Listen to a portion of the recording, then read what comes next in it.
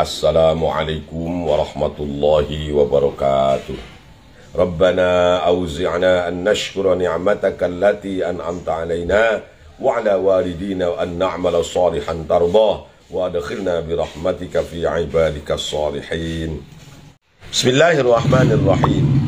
Wa qala Yahya bin Mu'adz ar-Razi, seorang sufi besar, Al-Imam Yahya bin Mu'adz ar-Razi, beliau berkata, jahid nafsaka bi aswafir riyadhah, perangilah nafsumu dengan pedang riyadhah, dengan riyadhah yang disamakan dengan pedang.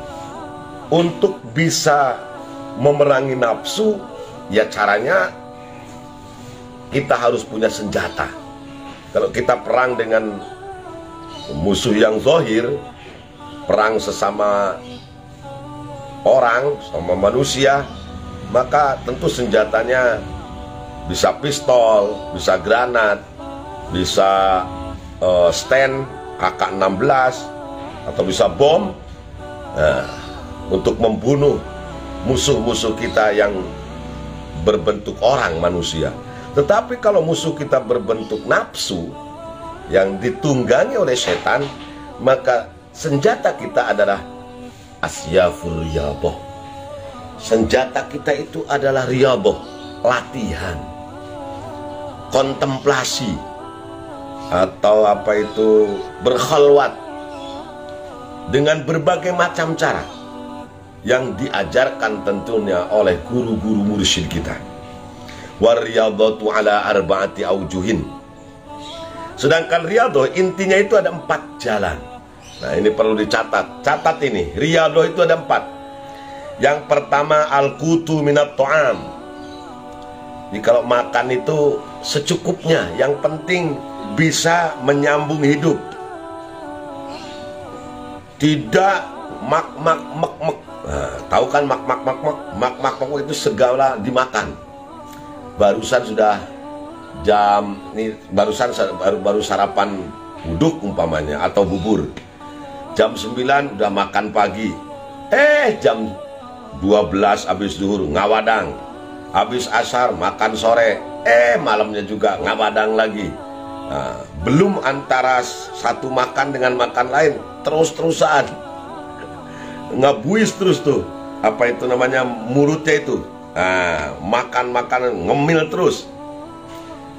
Kalau kita ingin riyadhah, kurangilah makan. Makan itu secukupnya.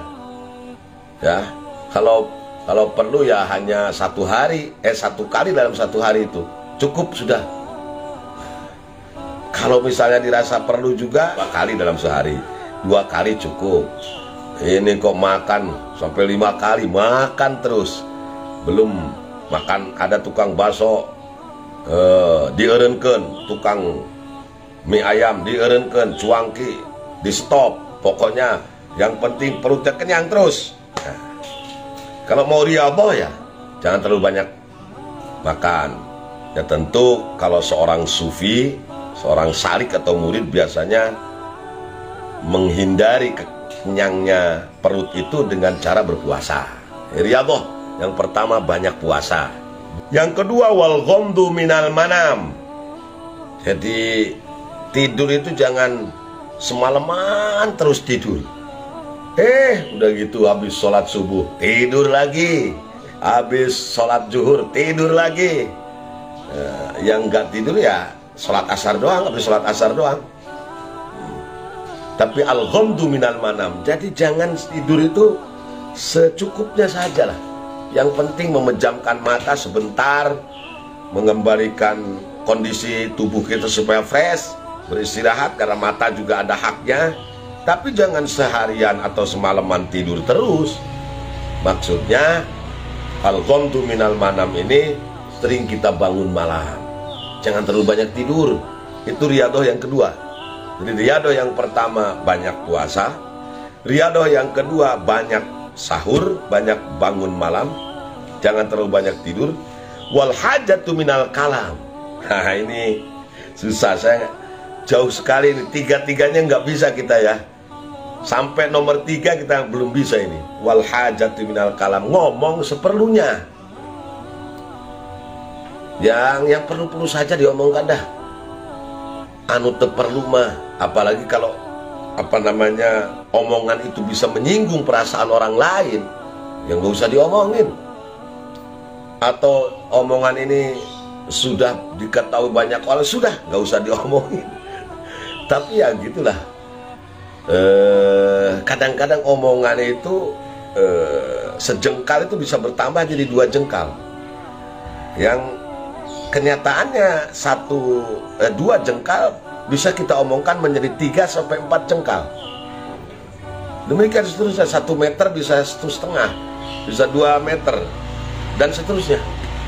Nah, misalnya bercerita tentang kejadian tabrakan maut bis pariwisata di Ciamis. Ya orang-orang sudah pada tahu lah di medsos ya, terus di televisi. Gak usah kita ngomongin yang macam itu saya lihat darahnya sampai bercucuran itu, aspal penuh darah semua, merah semua. Nah, padahal cuma ditahunya di medsos atau di televisi hanya sedikit darahnya, kita omongkan kan jadi banyak. Nah, wal hajatu minal kalam, ngomong seperlunya. Wa hamlul adza, nah ini min jami'il anam. Kayaknya kita susah untuk melakukan riyadoh, walaupun hanya 4 ini riyadoh itu. Hamlul adza min jami'il anam, menanggung derita min jami'il anam, dari semua makhluk. Jadi kalau ada yang membenci kita, kita tidak melayaninya. Kemudian kalau ada yang marahin kita, ya kita bersabar. Kalau ada yang zalim sama kita, kita tidak membalas kezalimannya. Ini kan susah ini. Apalagi misalnya yang menzalimi kita itu orang yang levelnya di bawah kita, baik umurnya, ilmunya, atau jabatannya. Kan susah sekali tuh. Jadi 4 hal ini merupakan riyadoh tingkat dasar. Ini tingkat dasar loh. Ya, walaupun tingkat dasar mungkin kita semua belum bisa. Pertama, itu tadi, jangan terlalu kenyang. Perut kita tahan untuk mengenyangkan perut. Yang kedua, jangan terlalu banyak tidur. Yang ketiga, ngomong seperlunya. Yang keempat, siap menerima, kalau al-azza, kalau orang Sunda bilang pilara ya, derita atau kezoliman dari orang lain. Susah semua ini. Nah, yang pertama, kita memang ahli makan. Bis makan ngopi juga macam-macam. Bis itu udun, susah kan? Kecuali dengan puasa. Apalagi tidur, wah hobi banget udah tidur itu. Apalagi tidur pagi, wah enak banget itu. Malamnya habis nonton bola antara Manchester City dengan Aston Villa kemarin, yang cukup dramatis. Sampai menit ke 75 Manchester City kalah 2-0 dari Aston Villa. Tapi luar biasa, Manchester City bisa membalikan keadaan dalam waktu 5 menit, bisa membalikan keadaan menjadi 3-2, sehingga Liverpool yang sudah siap-siap berpesta di Anfield Stadion kemarin gagal pesta. Jadi ngomongin bola ya, di 4 hal ini hendaklah dicoba untuk, namanya juga riyadoh itu latihan. Walaupun tidak bisa ya, tapi kita harus berusaha.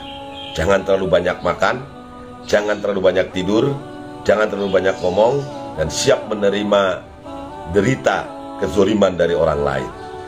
Fatawalladu min qillati ta'am mautus syahwat. Kenapa tidak terlalu banyak makan ini termasuk riyadoh? Karena fayatawalladu min qillati ta'am mautus syahwat. Karena akan timbul, tawalladu di sini, dari sedikitnya makan, ya, tidak terlalu kenyangnya perut kita itu mautus syahwat. Kalau banyak puasa, orang itu syahwatnya bisa mati dengan sendirinya. Rasakan yang penting puasanya benar. Jangan terlalu banyak makan, apalagi sambil puasa ya. Itu kita tidak punya keinginan yang macam-macam. Ingin ganti mobil, ingin ganti rumah yang mewah, ganti mobil yang mewah, pingin beli emas di kalung, gelang sampai siku umpamanya. Nah, itu syahwat itu, kemauan-kemauan, keinginan-keinginan duniawi itu akan hilang sendirinya dengan makan yang secukupnya. Wa min qillatil manam saful iradat. Nah ini, kalau kita tidak terlalu banyak tidur, itu akan timbul yatawalladu saful iradah, kebersihan atau keinginan yang bersih, keinginan yang suci. Ini lamun urang teu basare mah hayangna teh wiridan. Kalau tidak terlalu banyak tidur ya begitu.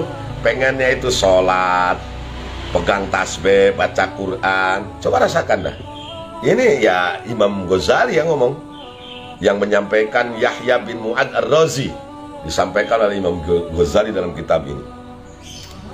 Ya, wa min qillatil kalam as-salamatu minal afat. Kalau orang tidak terlalu banyak ngomong, pasti akan selamat dari semua bahaya.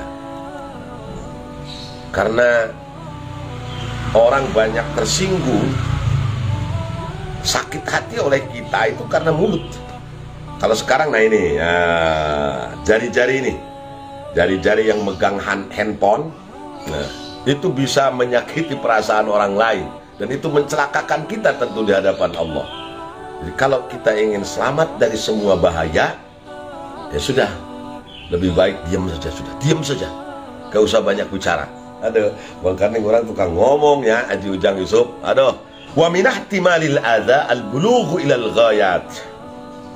Dan akan timbul, akan lahir dari ihtimalul adza, menanggung derita yang dirasakan dari penghinaan orang kepada kita. Al-bulughu ilal ghayat. Masya Allah. Apa yang kita cita-citakan, apa yang kita inginkan, apa yang kita harapkan pasti tercapai, asal kita berani menerima cacian orang lain, menerima penghinaan orang lain, menerima kezaliman orang lain kepada kita, dan kita tidak membalasnya. Ya sudah. Hakikatnya kalau kita pikirkan, orang menghina itu kan Allah yang mengendaki. Orang marah-marah sama kita umpamanya, tiba-tiba kita dimarahin orang, terpuguh-puguh, kamu kurang ajar, goblok, buang kawara. Itu kan hakikatnya orang ngomong tersebut mulutnya digerakkan oleh Allah. Tidak mungkin orang itu bisa bicara kalau tidak Allah gerakan.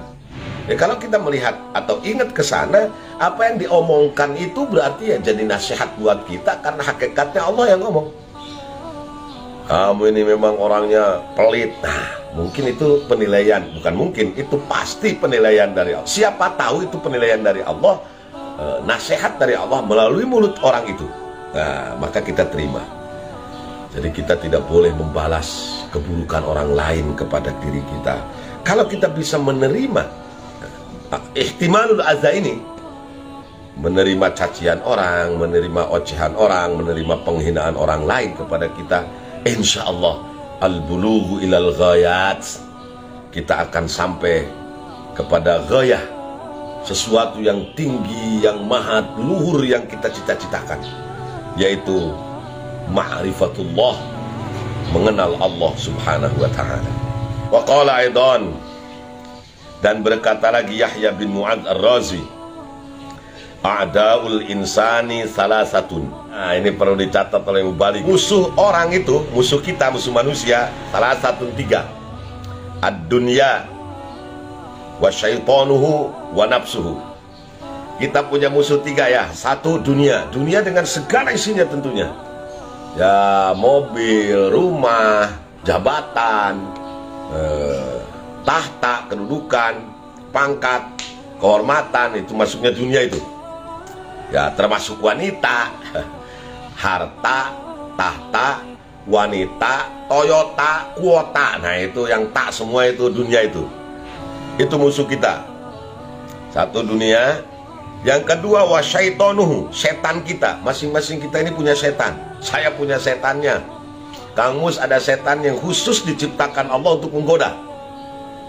Ditugaskan oleh iblis ya, untuk menggoda semua kita manusia tanpa kecuali, tentu dengan sesuai dengan standarisasinya lah ya, dengan level-levelnya. Kalau level orang awam, setannya juga ya kopral lah, kopral. Kalau orangnya ustadz, ya lumayan lah. Yang godanya mungkin pangkatnya letnan. Kalau kiai, ya mungkin kolonel atau jenderal. Kalau ulama, ya jenderal besar itu. Yang godanya mungkin bisa iblis langsung. Jadi, semua manusia itu punya musuh setan. Kita ini sudah dideklarasikan ribuan, puluhan ribu, bahkan ratusan ribu tahun yang lalu, dideklarasikan oleh Allah Subhanahu wa Ta'ala bahwa manusia itu selamanya sampai hari kiamat akan bermusuhan dengan setan. Yang ketiga, wa nafsuhu, dan nafsunya. Jadi 3 musuh besar kita ini. Pertama dunia, yang kedua setan, yang ketiga nafsu. Dan nafsu ini sering dikendalikan oleh si setan ini. Allahu Akbar. Semoga kita semua bisa diberikan kekuatan oleh Allah untuk melawan musuh kita ini. Yang 3 ini, fahtaris minad dunya bizuhdi fiha. Maka hendaklah engkau menjaga minat dirimu, minat dunia, dari dunia, bizuhdi, dengan zuhud fiha, dalam dunia itu. Caranya membentengi diri kita agar tidak tergoda oleh dunia, ya caranya zuhud. Bentengilah hati kita dengan zuhud. Susah kan? Zuhud itu ya makan seadanya, minum seperlunya, ngomong ya tadi itu seperlunya dan lain sebagainya. Terus ya zuhud, tidak berlebih-lebihan lah. Kalau saya mengartikan zuhud itu tidak berlebih-lebihan, biasa-biasa saja dalam urusan dunia. Ya, kalau sudah punya mobil 1, ngapain sih 2 sama 3? Kalau sudah punya rumah yang representatif 1, ya sudah, nggak usah beli rumah yang lain. Gitu maksud saya. Kalau kamu sudah punya istri, ngapain cari istri yang lain? Ya udah, yang ada aja di rumah. Wa minasyaitani bimukhalafatihi, membentengi diri kita dari setan dengan cara mukhalafah. Mukhalafah itu ya bertolak belakang dengan setan. Setan ngajak ke kanan, ke kiri, kita ke kanan. Setan ngajak ke belakang, kita ke depan. Setan ngajak ke atas, kita ke bawah. Begitu seterusnya. Kalau misalnya bangun pagi, kata setan udah tidur lagi, lawan itu. Sing-singkan selimutnya, matikan AC-nya, segera masuk ke tempat wudhu, ngambil air wudhu, berangkat ke masjid, sholat berjamaah. Dan si setan tidak berhenti terus, walaupun sampai ke masjid. Ya udah, kamu ke masjid sih, ke masjid, cuma ada riya dalam hati kamu ya. Waduh, kamu ini memang luar biasa. Riyanya sudah hilang tuh. Tidak ingin dipuji orang, tidak ingin dikatain bagus sama tetangga, tapi ganti, setan terus mencoba menggoda kita dengan ujub. Memang di kampung ini hanya Haji Dadang yang paling soleh. Wa minan nafsi bitarki syahwat. Menghadapi musuh yang ketiga, kata Yahya bin Mu'adz Ar-Razi, adalah dengan meninggalkan syahwat, meninggalkan keinginan. Syahwatun itu jama muannas salim, artinya banyak sekali keinginan, berbagai macam keinginan yang ada dalam hati kita, itu syahwat. Tinggalkan. Ya kalau makan cukup 1 piring, ngapain 2 piring sih? Gitu maksud saya. Kalau mobil cukup 1, ngapain 2 sih? Kalau rumah cukup 1, ya ngapain lagi beli rumah 2, 3? Nggak, ditempatinya cuma 1 kok. Masya Allah. Wa qala ba'dul hukama, man istaulat alaihi nafsu sara asiran fi hubbi syahwatiha. Barang siapa yang dikuasai oleh nafsunya, sara asiran, dia akan menjadi tawanan fi hubbi syahwatiha, dalam sesuatu yang dicintai, yang disukai oleh syahwatnya. Kalau orang sudah dikendalikan nafsunya, maka syahwatnya itu maka dia akan menjadi tawanan, ya tertawan, akan menjadi tawanan nafsunya untuk terus mengikuti syahwatnya. Tunggul dirarut, catang dirumpak, dalam bahasa Jermannya. Tunggul dirarut, catang dirumpak. Kenapa? Yaitu tadi, istaulat alaihi nafsu sara asiran fi hubbi syahwatiha. Juga yang kedua, mahsuron fi sijni hawaha.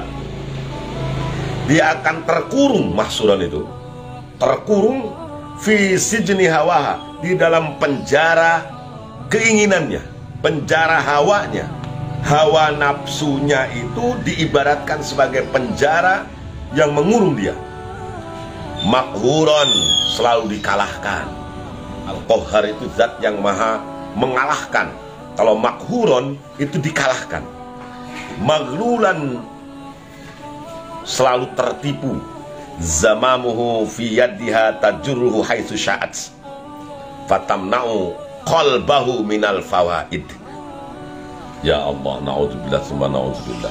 Zamamuhu fi yadiha, tarik kekang, ya, kendali yang mengendalikan dirinya itu ya ada di tangan nafsu itu. Tajurruhu, yang menariknya dia, haitsu sya'at, ya gimana maunya saja dia. Ya kata syahwatnya ngidul-ngidul, kata syahwatnya ngaler-ngaler, karena nafsunya itu tarik kekangnya sudah dipegang oleh nafsu, bukan oleh akalnya.